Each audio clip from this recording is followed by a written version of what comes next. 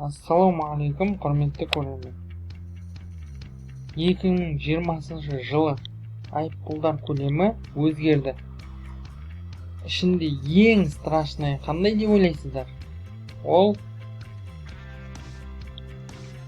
мінекей. Сіз егер парковкада инвалид деген знактың орнына қойып қойсаңыз, сізге 10 минутқа штраф салады. Ойнап айтам, бұл өте қорқынышты емес. Өте қорқыныштысы міне. Егер де біз бұрындары мас күйінде алкогольдік ішімдіктерді қолданып, өз-өзіне сенімді жігіттер көліктерін айдап кете беретін болса, енді бұл заң өте қатал болып табылады.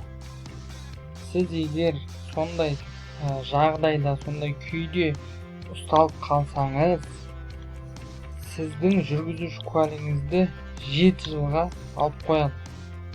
Және де 15 күнге қамап қоюы мүмкін. Сондықтан сіздерге айтарым, көлікті ешқашан мас күйінде жүргізбеулеріңізді кеңес етіп берейін сіздерге.